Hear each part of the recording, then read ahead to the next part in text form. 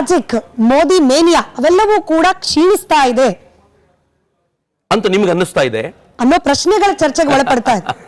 ಆದ್ರೆ what next Modi ಅನ್ನೋದು ಕೂಡ ಚರ್ಚೆ ಪ್ರಾರಂಭ ಆಗ್ತಾ ಇದೆ. ಏನು ಮೋದಿ ನಂತರದಲ್ಲಿ ಯಾರು ಏನು ಅನ್ನೋದು ಕೂಡ ಆಬ್ವಿಯಸ್ಲಿ ಒಬ್ಬ ವ್ಯಕ್ತಿ 15 ವರ್ಷಗಳ ಕಾಲ ಪ್ರಧಾನಿಯಾಗಿರ್ತಾನೆ ಅಂತಂದ್ರೆ 15 ವರ್ಷದ ನಂತರ ಜನ ಬೇರೆ ಏನೋ ಯೋಚನೆ ಮಾಡ್ತಾರೆ. ಮತ್ತು ನರೇಂದ್ರ ಮೋದಿ ಅವರು ನಾವು ನೋಡುವಾಗ ಒಂದು ಆಂಗ್ರಿ ಯಂಗ್ ಮ್ಯಾನ್ ಆಗಿ ನರೇಂದ್ರ ಮೋದಿ ಅವ್ರು ನೋಡಿದವರು. ನರೇಂದ್ರ ಮೋದಿ ಮಾತನಾಡ್ತಾ ಇರುವಾಗ ಆಂಗರ್ ಕಾಣಿಸ್ತಿತ್ತು, ಅವೆಲ್ಲ ಹಂಗ್ ನೋಡ್ತಾ ಇದ್ವಿ ನಾವು. ಬಟ್ ಈಗ ನರೇಂದ್ರ ಮೋದಿ ಜಾಗತಿಕ ಮಟ್ಟದ ನಾಯಕರಾಗಿ ಬೆಳೆದ ನಂತರ ಹಾಗೆ ಬಿಹೇವ್ ಮಾಡ್ಲಿಕ್ಕೆ ಆಗೋದಿಲ್ಲ. ಅವರು ಬೇರೆ ಬೇರೆ ದಿಕ್ಕಲ್ಲಿ 108 ಕೆಲಸಗಳನ್ನ ಮಾಡ್ತಾ ಇದ್ರು. ಜಾಗತಿಕ ವಿಚಾರ ಬಂದಾಗ ಅವರೊಂದು ಕೂಲ್ ಹೆಡೆಡ್ ಆಗಿ ಅವ್ರೇನ್ ಹ್ಯಾಂಡಲ್ ಮಾಡದಂತೆ ಕಾಣ್ತಾರೆ. ಆ ಕಾರಣಕ್ಕೋಸ್ಕರ ಬಹಳ ಜನ ಹಾಟ್ ಬ್ಲಡೆಡ್ ಹುಡುಗರಿಗೆ ನರೇಂದ್ರ ಮೋದಿ ನಂತರ ಮತ್ತೊಬ್ಬ ಸ್ಟ್ರಾಂಗ್ ಪರ್ಸನಾಲಿಟಿ ಬೇಕು ಅಂತ ಅನಿಸಿದ್ದಿರಬಹುದು. ಅದೇನ್ ಸರ್ ಮಾರ್ಕ್ಸ್ ಕಾರ್ಡ್ ನೋಡ್ದೇನೆ ಇಷ್ಟು ಕರೆಕ್ಟ್ ಆಗಿ ಹೇಳ್ತಾ ಇದ್ದೀರಿ. ಆದ್ರೆ ಈ ದೇಶದ ಕಾಮನ್ ಮ್ಯಾನ್ ಇವತ್ತಿಗೂ ಕೂಡ ನರೇಂದ್ರ ಮೋದಿ ಅವರನ್ನ ದೇವರು ಅಂತ ಭಾವಿಸ್ತಾನೆ. ಇನ್ನೂ ಇದ್ರೆ ಈಗ ನನ್ನನ್ನೇ ಕೇಳಿದ್ರೆ ಪ್ರಾಬಬ್ಲಿ ಕಳೆದ 1 ವರ್ಷದ ವೇಳೆಗೆ ನಾನು 15 ಆದ್ಮೇಲೆ ನರೇಂದ್ರ ಮೋದಿ ಬಿಟ್ಕೊಡ್ಬಹುದು ಅನ್ನೋ ಭಾವನೆಯಲ್ಲಿದ್ದೆ. ಬಟ್ ಈಗ ಕೇಳಿದ್ರೆ ಇನ್ನು 10 ವರ್ಷ ನರೇಂದ್ರ ಮೋದಿ ಇರಬೇಕು ಅಂತ ಅನ್ಸುತ್ತೆ. ಬಿಕಾಸ್ ಆಪರೇಷನ್ ಸಿಂಧೂರ್ನ ಮನುಷ್ಯ ಹ್ಯಾಂಡಲ್ ಮಾಡಿದ ಸ್ಟೈಲ್ ನೋಡಿದ್ರೆ ಪಾಕಿಸ್ತಾನ ಚೂರ್ ಆಗುವವರೆಗೂ, ಚೀನಾ ತೆಪ್ಪಗೆ ಬಿದ್ದಿರೋವರೆಗೂ ನರೇಂದ್ರ ಮೋದಿ ಭಾರತವನ್ನ ಲೀಡ್ ಮಾಡಬೇಕು ಅಂತ ಅನ್ಸುತ್ತೆ. ನನಗೊಬ್ಬನಿಗೆ ಮಾತ್ರ ಅಲ್ಲ, ಯಾವ ಜೆನ್ಜಿ ಬಗ್ಗೆ ನಾವು ಮಾತನಾಡ್ತಿದ್ವಿ ಜೆನ್ಜಿ ಹಿಂಗೆ ಹೇಳುತ್ತೆ. ಯಾವ ಜೆನ್ಜಿಯ ಕುರಿತಂತೆ ಕಾಂಗ್ರೆಸ್ಸಿಗೆ ಬಹಳ ದೊಡ್ಡ ಕಲ್ಪನೆ ಇತ್ತು, ನೇಪಾಳದಲ್ಲಿ ಹೆಂಗಾಯ್ತು ಹಂಗೆ ಮಾಡ್ಬಿಡ್ತಾರೆ ಅಂತ ಅನ್ಕೊಂಡಿದ್ರು. ಅವರು ಎಲ್ಲಾ ಫೀಡ್ ಮಾಡಿ ಲಡಾಖ್ ನಲ್ಲಿ ಶುರು ಮಾಡಿದ 2ನೇ ದಿನ ಪ್ರೊಟೆಸ್ಟ್ಗಳು ನಿಂತೋದ್ವು, ಎಲ್ಲ ಸೈಲೆಂಟ್ ಆಗೋಯ್ತು, ಏನೂ ಸುದ್ದಿ ಇಲ್ಲ. ಇಡೀ ದೇಶದಲ್ಲಿ ಜೆನ್ಜಿ ಕಾಂಗ್ರೆಸ್ಸಿನ ಪರವಾಗಿ ಪ್ರೊಟೆಸ್ಟ್ ಬರ್ಲಿಕ್ಕೆ ಸಾಧ್ಯ ಇಲ್ಲ. ಯಾಕೆ ಅಂತಂದ್ರೆ ಕಾಂಗ್ರೆಸ್ಸಿನ ನೇತೃತ್ವವನ್ನೇ ಒಪ್ಪಿಕೊಳ್ಳಿಕ್ಕೆ ಜೆನ್ಜಿ ತಯಾರಿಲ್ಲ. ಮುತ್ತಿನಂತ ಮಾತಾಡದೆ ಅಳಿಮಯ್ಯ. ಒಂದು ಸೆಕ್ಯುಲರ್ ರಾಷ್ಟ್ರವಾದ ಭಾರತಕ್ಕೆ ಒಬ್ಬ ಖಟ್ಟರ್ ಹಿಂದುತ್ವವಾದಿ ಯೋಗಿ ಪ್ರಧಾನಿ ಆಗ್ಲಿಕ್ಕೆ ಸಾಧ್ಯವಾ ಅಂತ ಹೇಳಿ ನನಗೆ ಗೊತ್ತು. ಬಹಳ ದೂರದ ಪ್ರಶ್ನೆ ಕೇಳ್ತಿದ್ದೀನಿ, ಬಟ್ ಸ್ಟಿಲ್ ಚರ್ಚೆಯಲ್ಲಿ ಇರೋದ್ರಿಂದ. ಬಟ್ ಒಂದೇ ಏನು ಅಂತಂದ್ರೆ, ಯೋಗಿ ಆದ ನಂತರ ನೀವು ಹೇಳ್ತೀರಾ ಮೋದಿ ವಾಸ್ ಗುಡ್.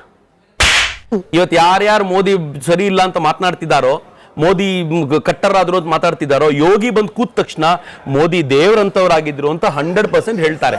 ಅಟಲ್ ಬಿಹಾರಿ ವಾಜಪೇಯಿ ಅವ್ರನ್ನ ಎಲ್ಲರೂ ಬೈತಾ ಇದ್ರು. ಆದ್ರೆ ಮೋದಿ ಬಂದ್ಮೇಲೆ ಅಟಲ್ ಬಿಹಾರಿ ವಾಜಪೇಯಿ ಎಂಥ ದೇವರಂತವ್ರಪ್ಪ, ಈ ಮನುಷ್ಯ ಹೆಂಗಿದ್ದಾನೆ ಅಂತಾರೆ. ಇನ್ ಸ್ವಲ್ಪ ದಿನ ಬಹಳ ದೂರ ಇಲ್ಲ, ಯೋಗಿ ಬಂದ್ ಕೂತ ತಕ್ಷಣ ಹಿಂಗ್ ಹೇಳಲಿಕ್ಕೆ ಶುರು ಮಾಡ್ತಾರೆ. ಮತ್ತು ಆ ದಿನ ಬಹಳ ದೂರ ಇಲ್ಲ, ಬಂದೇ ಬರುತ್ತೆ. ಇದನ್ನೇ ಜನ ನೋಡ್ತಾ ಇರೋದು. ಪ್ರತಿ ಬಾರಿ ರಾಜ್ಯದಲ್ಲಾಗ್ಲಿ ದೇಶದ ಚುನಾವಣೆಯಲ್ಲಾಗ್ಲಿ ನಿಮ್ಮ ಹೆಸರು ಬರ್ತಾನೆ ಇರುತ್ತೆ. ಚುನಾವಣೆಗೆ ಮಾಧ್ಯಮದಲ್ಲಿ ಚುನಾವಣೆಗೆ ಚಕ್ರವರ್ತಿ ಸುಲಿಬೆಲೆ ಅವರು ಸ್ಪರ್ಧಿಸ್ತಾರೆ ಅಂತ. ಅದು ನಿಜ ಆಗೋದು ಯಾವಾಗಣ? ಏನೋ ಸ್ಕೀಮ್ ಆಗ್ತಾವನಿ. ಏನಂತಂದ್ರೆ ಚುನಾವಣೆ is all together a different ಕೆಲಸ ಕಣಮ. ನಾನು ನಿಮ್ಮ ಜೊತೆ ಮಾತಾಡುವಷ್ಟು ಸುಲಭವಾಗಿ ಚುನಾವಣೆ ಎದುರಿಸಲಿಕ್ಕೆ ಸಾಧ್ಯ ಇಲ್ಲ. ಯಾಕೆ ಅಂತ ನಾನು ಹೇಳ್ತೀನಿ. ಫಸ್ಟ್ ಆಫ್ ಆಲ್, ಭಾರತದ ಚುನಾವಣೆಯಲ್ಲಿ 2 ಪ್ರಮುಖವಾದ ಸಂಗತಿ ಇದೆ. ಒಂದು ಜಾತಿ, 2ನೇ ದುಡ್ಡು. ಅಫ್ಕೋರ್ಸ್ ದುಡ್ಡಿಲ್ಲ, ಅದು ಗೊತ್ತಾಗುತ್ತೆ. ಚಕ್ರವರ್ತಿ ಹತ್ರ 100 ಕೋಟಿ ರೂಪಾಯಿ ಖರ್ಚು ಮಾಡಲಿಕ್ಕೆ ಸಾಧ್ಯ ಇಲ್ಲ. ಹಿಂಗಾಗಿ ಎಲೆಕ್ಷನ್ ಎದುರಿಸೋದು ಕಷ್ಟ.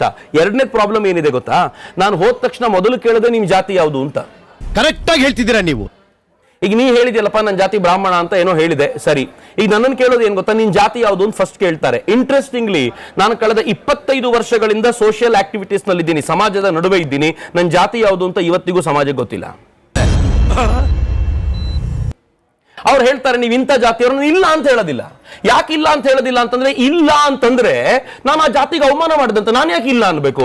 ನೀವು ಯಾವ ಜಾತಿ ಆದ್ರೂ ಹೇಳಿ, ನೀವು ಇಲ್ಲಿರುವಂತ ಜನಾಂಗದವ್ರು ಯಾರಾದ್ರೂ ಬಂದು ನೀವು ನಮ್ಮ ಜಾತಿಯವರು ಅಂತ ಕೇಳಿದ್ರೆ ಐ ಆಮ್ ವೆರಿ ಪ್ರೌಡ್, ಹೌದು ಅಂತ. ಎಲ್ಲಾದ್ರೂ ಬಂದು ನಾನು ಕೇಳ್ತಾರೆ ಯಾವ ಜಾತಿ ನಿಮ್ದು ಅಂತ, ನಾನು ಹಿಂದೂ ಅಂತ ಬಹಳ ಪ್ರೌಡ್ ಆಗಿ ಹೇಳ್ತೀನಿ. ನಂಗೆ ಬಹಳ ಖುಷಿ ಇದೆ, 25 ವರ್ಷಗಳಲ್ಲಿ ನನ್ನ ಜಾತಿನ ಡಿಕೋಡ್ ಮಾಡ್ಲಿಕ್ಕಾಗಲ್ಲ. ಇಡೀ ಕಾಂಗ್ರೆಸ್ಸಿನ ಎಕೋ ಸಿಸ್ಟಮ್ ಸೇರ್ಕೊಂಡು ಒದ್ದಾಡಿ ಇವ್ನು ಯಾವ ಜಾತಿ ಅಂತ ಇನ್ನೂ ಕ್ಲಿಯರ್ ಮಾಡ್ಲಿಕ್ಕೆ ಆಗ್ತಿಲ್ಲ. ನಾನು ಬ್ರಾಹ್ಮಣ ಸಾಧುಗಳ ಹತ್ರ ಹೋದಾಗ ಅವ್ರೊಂದು ಪೋಸ್ಟ್ ಹಾಕ್ತಾರೆ, ಇವನು ಬ್ರಾಹ್ಮಣನೇ ಅಲ್ಲ, ಅಲ್ಲಿ ಹೆಂಗೆ ಅವ್ನು ಟ್ರೀಟ್ ಮಾಡಿದಾರೆ ನೋಡು ಅಂತ. ನಂಗೆ ಬಹಳ ನಗು ಬರುತ್ತೆ. ನಾನು ದಲಿತರ ಜೊತೆ ಎಲ್ಲ ಮಾತನಾಡ್ತಿರುವಾಗ ಇವನು ಬ್ರಾಹ್ಮಣ ಕಣೋ ಅಂತಾರೆ, ಅಂದ್ರೆ ಅವರಲ್ಲಿ ತಲೆ ತುಂಬಣ ಅಂತ. ನಾನು ನೀವು ಏನ್ ಹೇಳಿದ್ರು ಹೂ ಅಂತೀನಿ. ಅವ್ರಿಗೆ ಬಹಳ ಕಷ್ಟ ಇದೆ. ಬಟ್ ನಾನು ಎಲೆಕ್ಷನ್ಗೆ ನಿಂತ ಮೊದಲನೇ ದಿನ ನನ್ನ ಪೇಪರ್ ಅಲ್ಲಿ ಮೊದಲು ಡಿಕ್ಲೇರ್ ಮಾಡ್ಕೊಳ್ಬೇಕಾಗಿರೋದು ನನ್ನ ಜಾತಿ ಯಾವುದು ಅಂತ. ಅಂಡ್ ಅವತ್ತು ನೀವು ಕೂತ್ಕೊಂಡು ಏನ್ ಮಾಡ್ತೀರಿ ಗೊತ್ತಾ, ಇಲ್ಲಿ 4 ಡಿವೈಡ್ ಆಗ್ತೀರಾ. ಇವ್ ನಮ್ ಜಾತಿಯವನ ವೋಟ್ ಮಾಡೋಣ ಅಂತ, ನಮ್ ಜಾತಿಗೆ ಹತ್ತಿರದವನ ಪರವಾಗಿಲ್ಲ, ನಮ್ ಜಾತಿಗೆ ದೂರ ಅಂದ್ರೆ ನೀವು ಯಾರು ನನ್ನ ಇಷ್ಟು ಪ್ರೀತಿಸ್ತಾ ಇದ್ದೀರೋ, ನನ್ನ ಜಾತಿಯ ಕಾರಣಕ್ಕೋಸ್ಕರ ದ್ವೇಷಿಸ್ತೀರಾ ಅಂತಂದ್ರೆ ನಾನು ಯಾಕೆ ಎಲ್ಲವನ್ನೂ ಕಳ್ಕೊಳ್ಬೇಕಲ್ಲಿಗೆ ಬಂದು? ಅದೇನ್ ಮಾತಂತ ಹೇಳಿದ್ರಿ ಸರ್ ನೀವು?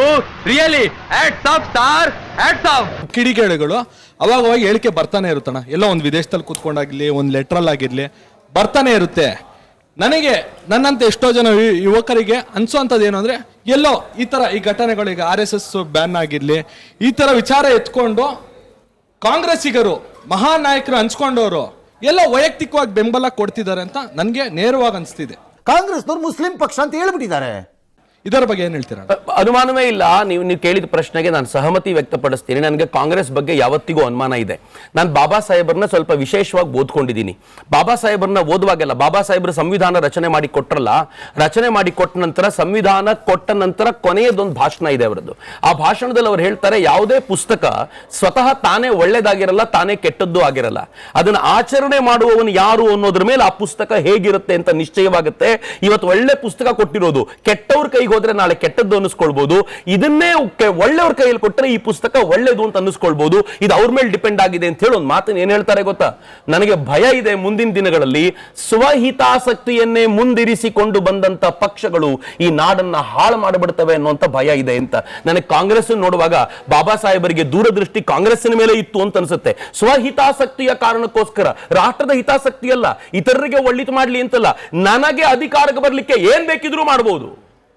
ನಾನು ಅಧಿಕಾರಕ್ಕೆ ಬರಬೇಕು ಅಂತ ಬಾಂಗ್ಲಾದೇಶಿಯರನ್ನ ಕರ್ಕೊಂಡು ಬಂದು ಆಧಾರ್ ಕಾರ್ಡ್ ಕೊಡಿಸಿದ್ದೀನಿ, ರೇಷನ್ ಕಾರ್ಡ್ ಕೊಡಿಸಿದ್ದೀನಿ. ನೀವು ಯಾವ ಬಾಂಗ್ಲಾದೇಶಿಯರಿಗೆ ರೇಷನ್ ಕಾರ್ಡ್ ಇದೆಯೋ ಅವ್ರ ಹತ್ರ ಮೈಕ್ ಇಟ್ಟು ರೇಷನ್ ಕಾರ್ಡ್ ಯಾರಿಂದ ಸಿಕ್ತು ಅಂತ ಕೇಳಿ. 99.99% ಒಂದೇ ಪಾರ್ಟಿ.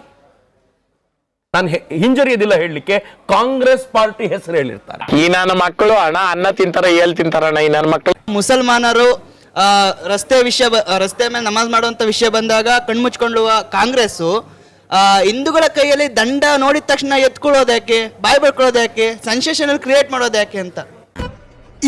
ಇದು ಆಕ್ಚುಲಿ ಚೆನ್ನಾಗಿ. ಒಂದು, ಅವರಿಗೆ ಹಿಂದೂಗಳ ಒಗ್ಗಟ್ಟು ಸಹಿಸಿಕೊಳ್ಳಿಕ್ ಆಗ್ತಿಲ್ಲ. ಹಿಂದೂಗಳು ಯಾವಾಗ ಒಗ್ಗಟ್ಟಾಗಿ ಕಾಣ್ತಾರೋ ಆಗೆಲ್ಲವೂ ಅವರುಗಳಿಗೆ ಅಧಿಕಾರ ಕಳೆದುಕೊಳ್ಳುವಂತ ಭಯ. ಹೀಗಾಗಿ ಹಿಂದೂಗಳನ್ನ ಡಿವೈಡ್ ಮಾಡ್ತಾ ಇರಬೇಕು. ಲಿಂಗಾಯತರು ಮತ್ತು ವೀರಶೈವರು ಎಷ್ಟು ವರ್ಷಗಳಿಂದ ಒಂದೇ ಆಗಿದ್ದಾರೆ, ಈಗ ಯಾಕೆ ಬೇರೆ ಆದ್ರು? ಯಾರಿದಕ್ಕೆ ಕುಮ್ಮಕ್ಕು ಕೊಟ್ರು? ಆಯ್ತಪ್ಪ, ಇದಕ್ಕೆ ಕುಮ್ಮಕ್ಕು ಇಂಥವ್ರು ಕೊಡ್ತಾ ಇದ್ದಾರೆ, ಸ್ವತಃ ಮುಖ್ಯಮಂತ್ರಿಗಳೇ ಮುಂದೆ ನಿಂತ್ಕೊಂಡು ಈ ಕೆಲಸ ಮಾಡ್ತಾ ಇದ್ದಾರೆ ಅಂತ ಕಾಡಸಿದ್ದೇಶ್ವರ ಸ್ವಾಮಿಗಳು ಹೇಳಿದ್ದಕ್ಕೆ ಅವ್ರಿಗೆ ಕೊಟ್ಟಂತ ಉಡುಗೊರೆ ಏನು? ಕಾಡಸಿದ್ದೇಶ್ವರ ಸ್ವಾಮಿಗಳಿಗೆ ಬಿಜಾಪುರಕ್ಕೆ ಎಂಟ್ರಿ ಇಲ್ಲ ಅನ್ಲಾಯ್ತು. ಅವ್ರಿಗೆ ಅಧಿಕೃತವಾಗಿ ಆರ್ಡರ್ ಕೊಡಲಾಗಿದೆ, ಇವತ್ತೇ ಪ್ರಾಬಬಲಿ ಸಿಕ್ಕಿರಬೇಕು ಅವರಿಗೆ, ನಿಮಗೆ ಬಿಜಾಪುರಕ್ಕೆ ಎಂಟ್ರಿ ಕೊಡೋದಿಲ್ಲ. What does it mean? ಒಬ್ಬ ಸ್ವಾಮೀಜಿಗೆ ಎಂಟ್ರಿ ಕೊಡೋದಿಲ್ಲ ಅಂತ ಹೇಳಿದರೆ ಮುಖ್ಯಮಂತ್ರಿಗಳ ವಿರುದ್ಧ ಹೇಳಿರುವಂತಹ ಒಂದು ಮಾತನ್ನು ಸಹಿಸಿಕೊಳ್ಳಿಕ್ಕೆ ಆಗೋದಿಲ್ವಾ ನಿಮಗೆ?